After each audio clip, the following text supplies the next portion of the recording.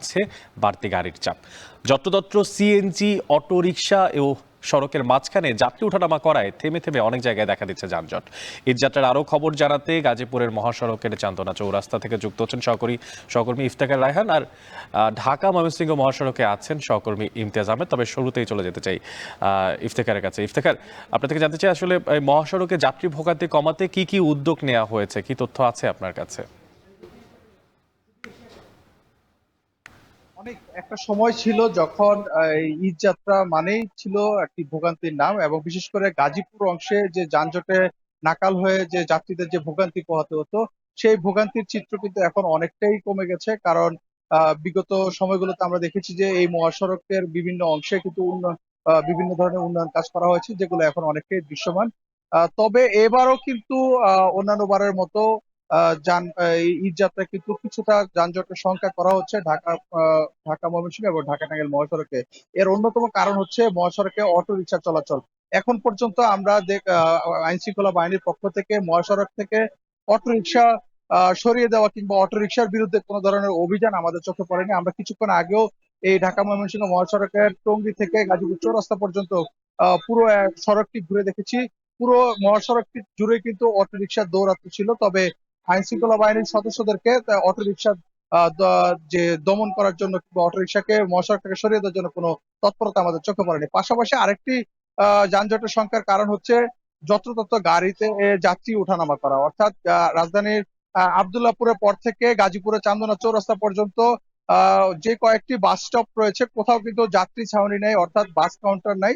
যে কারণে সড়কের মাঝে আড়াআড়ি ভাবে বাসগুলোকে দেখি যে যাত্রী উঠানামা করছে। বিশেষ করে চান্দনা চৌরাস্তায় যে ফ্লাইওভারের নিচে, সেখানে কিন্তু যথাযথ যাত্রী উঠানামা করার কারণে কিন্তু এখানে কিন্তু লম্বা যানজটের কিন্তু সারি কিন্তু আমরা দেখতে পাই।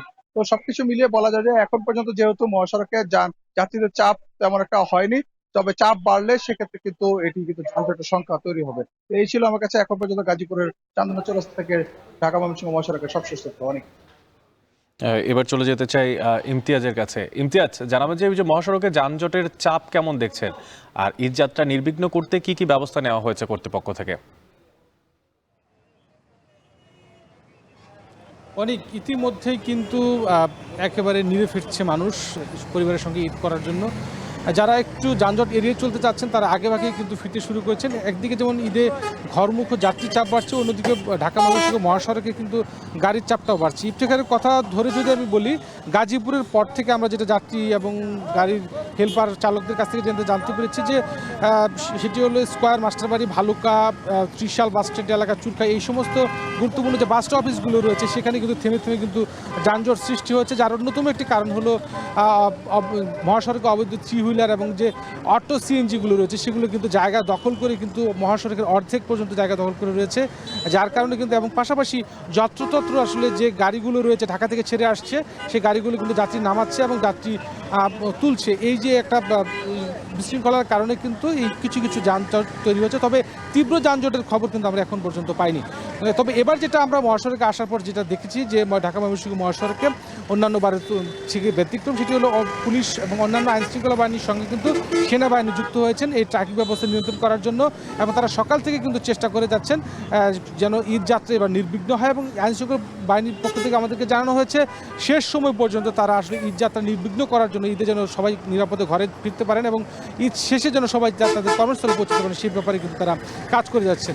এবং আমরা দেখতে পাচ্ছি যে ক্রমান্বয়ে কিন্তু মহাসড়কে গাড়ির চাপ কিন্তু বাড়ছে, এবং এই গাড়ির চাপ বাড়ার কিন্তু আরেকটি বিষয়, সেটি হলো যেহেতু ভালুকা, ত্রিশাল, গাজীপুর, টঙ্গী এই সমস্ত এলাকায় যে পোশাক কারখানাগুলো রয়েছে সেগুলো ছুটি দেওয়ার পরে কিন্তু এই যাত্রী চাপটা আরও বাড়ার সংখ্যা রয়েছে। সুতরাং সেই সময়টাতে সবচেয়ে গুরুত্বপূর্ণ, সেখানে আসলে ট্রাফিক ব্যবস্থাটা আরও জোরদার করতে হবে বলে সাধারণ যাত্রীরা বলছেন। সব মিলিয়ে এই ছিল মহাসড়কে ঈদযাত্রার সর্বশেষ খবর আমার কাছে। ঈদযাত্রায় সড়কের সবশেষ খোঁজখবর রাখছিলেন সহকর্মী।